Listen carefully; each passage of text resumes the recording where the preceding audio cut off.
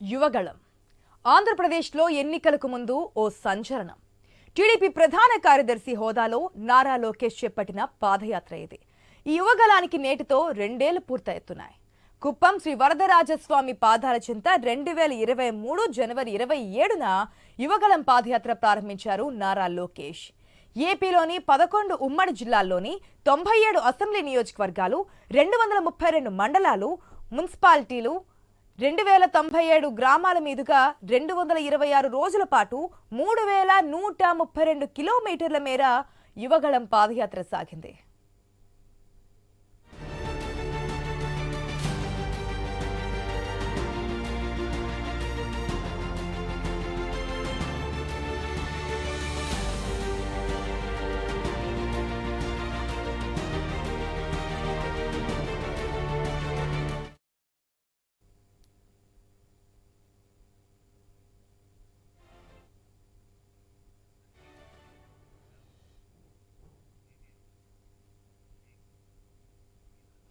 ప్రజల కష్టాలు వింటూ కన్నీళ్లు తుడుస్తూ సాగిన యువగళం సక్సెస్ అయిందని చెప్పడానికి ఎన్నికల్లో కూటమికి దక్కిన విజయమే నిదర్శనం. నాటి ప్రభుత్వం రాజకీయంగా ఆటంకాలు సృష్టించినా లోకేష్ ఆగలేదు, నడక ఆపలేదు. పాదయాత్రకు ప్రత్యేక అనుమతి పేరుతో జీవో తెచ్చింది నాటి జగన్ సర్కార్. యువగళం సాగుతుండగానే చంద్రబాబును అరెస్ట్ చేశారు. తండ్రిని చూడడానికి వెళ్తానన్న లోకేష్ కు అనుమతి ఇవ్వలేదు.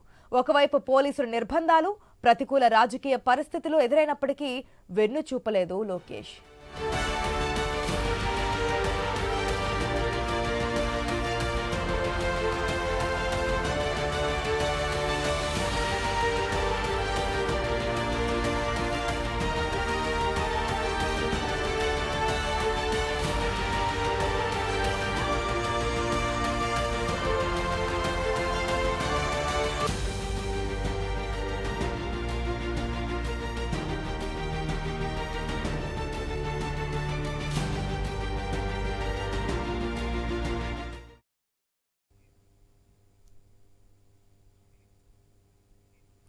యువగళం పాదయాత్ర సాగిన 97 నియోజకవర్గాల్లో 90 చోట్ల కూటమి అభ్యర్థులు గెలిచారంటే లోకేష్ పాదయాత్ర ఏ విధంగా ప్రభావం చూపిందో అర్థం చేసుకోవచ్చన్నది టీడీపీ నేతల మాట.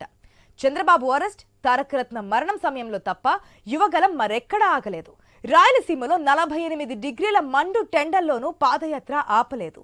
ఎండ, వాన, తుఫానులను సైతం లెక్క చేయలేదు టీడీపీ నేత. ఎమ్మిగనూరు నియోజకవర్గంలో పాదయాత్ర చేస్తుండగా జోరుగా వర్షం కురిసింది. అయినా నడక ఆపకుండా ముందుకెళ్లారు లోకేష్. పాదయాత్ర నంద్యాల చేరుకున్న సమయంలో అభిమానుల తాకిడికి చెయ్యి నొప్పి పెట్టినా, కొద్ది రోజులు విశ్రాంతి తీసుకోవాలని వైద్యులు సూచించినా కాదని ముందుకెళ్లారు.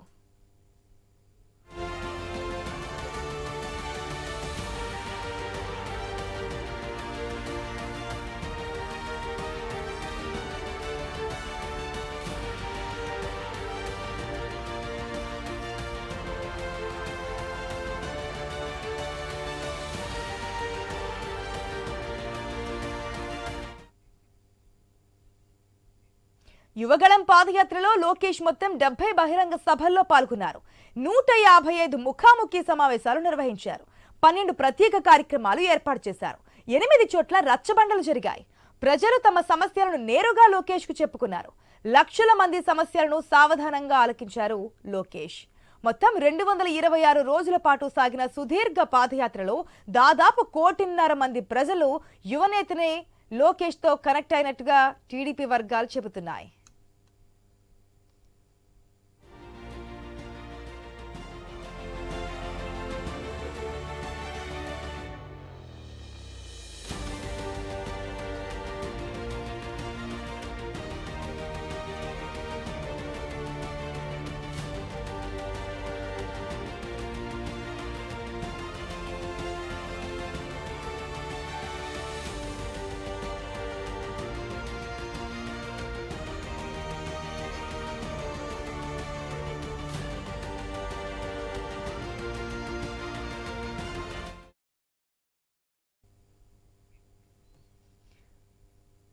వాస్తవానికి యువగళం పాదయాత్రను మొదట్లో నాటి వైసీపీ ప్రభుత్వం చాలా లైట్ తీసుకుంది.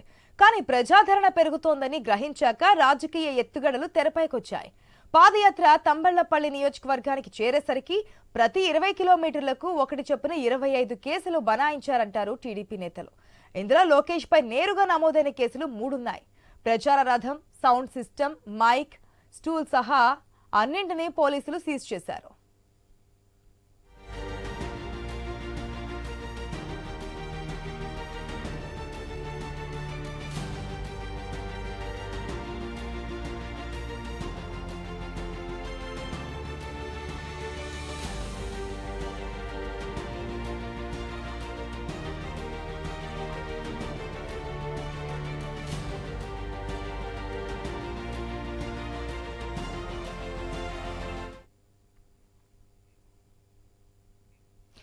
గ్రామాల్లో యువగళం పాదయాత్రకు స్వాగతం పలుకుతూ ఏర్పాటు చేసిన ఫ్లెక్సీలను చించేశారు, రాళ్లు రువ్వారు.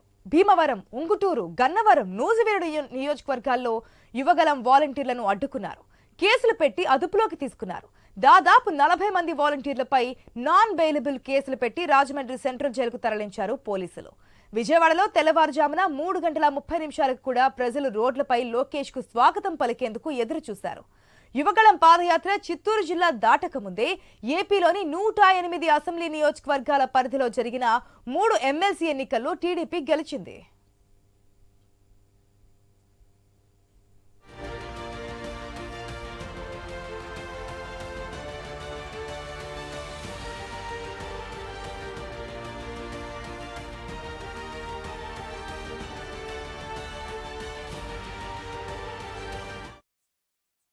ఇక ఉభయ గోదావరి జిల్లాలోని 17 నియోజకవర్గాల పరిధిలో 23 రోజుల పాటు సాగిన యువగళం పాదయాత్ర జనజాతరను తలపించింది. చంద్రబాబు అరెస్టు తర్వాత 79 రోజుల పాటు యువగళం పాదయాత్రకు విరామం ఇచ్చారు. తర్వాత నవంబర్ 27న యువగళం 2.0 పాదయాత్ర మొదలైంది. ఎన్నికలు సమీపించడంతో ఇచ్చాపురం వరకు పాదయాత్రగా వెళ్లాలని అనుకున్నప్పటికీ విశాఖ జిల్లా అగనంపూడి వద్దే పాదయాత్రను ముగించారు నారా లోకేష్.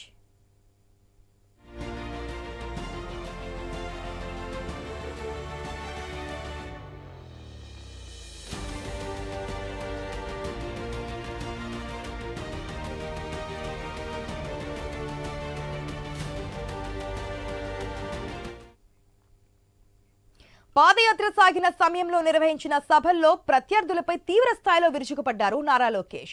సెల్ఫీ ఛాలెంజ్ తో నాటి అధికార పార్టీని ఉక్కిరిబిక్కిరి చేశారు. 226 రోజుల పాటు సాగిన పాదయాత్రలో దాదాపు 3.5 లక్షల మందికి పైగా అభిమానులతో ఫోటోలు దిగారు లోకేష్. నెల్లూరులో ఒకే రోజు 2500 మందితో సెల్ఫీ దిగారు.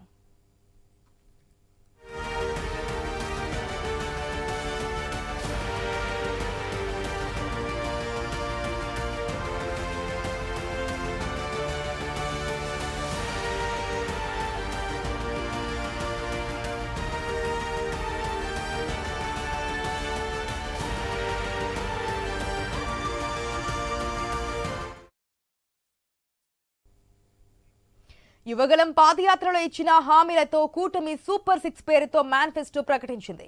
ఇప్పుడు అధికారంలోకి వచ్చాక హామీల అమలుపై దృష్టి పెట్టారు. ప్రభుత్వం కొలువుదీరిన తొలి రోజే మెగా డిఎస్సిపై సీఎం చంద్రబాబు సంతకం చేశారు. అధికారంలోకి వచ్చిన తొలి 7 నెలల్లోనే 6,33,000 కోట్ల రూపాయల పెట్టుబడులు వచ్చాయన్నది అధికార టీడీపీ చెబుతున్న గణాంకాలు.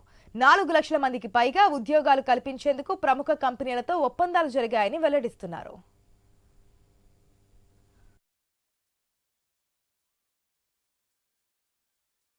పాదయాత్రలో కూడా నేను అనేక హామీలు ఇచ్చాను. ఒక్కొక్క హామీ నిలబెట్టుకుంటూ వెళ్తున్నాను.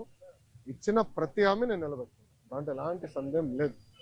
రెండోది, యువగళం పాదయాత్ర అయిన తర్వాత నిరంతరం ప్రజల్లో ఉండాలని నా కోరిక. సో అమరావతిలో కూడా, ఎందుకంటే నాకు మంత్రిగా నాకు బాధ్యతలు ఉంటే కనుక నేను ప్రజల్లో ఉండాలంటే నిరంతరం ప్రజల్ని కలవాలని ప్రజా దర్బారు పెట్టుకున్నా. ఇక్కడ కూడా మీరు చూస్తే వైజాగ్ వచ్చి మీరే ఉన్నారు. కోర్టు కొంచెం లేట్ అవుతుందని పరిగెత్తుకుంటూ వచ్చే తప్ప మళ్ళీ ఇప్పుడు వెనక్కి అక్కడికి వెళ్తున్నా, పార్టీ హౌస్కి వెళ్తున్నా, ప్రజల దగ్గర అర్జీలు తీసుకుంటున్నా, వాళ్ళ సమస్యలు పరిష్కరించే మార్గం నేను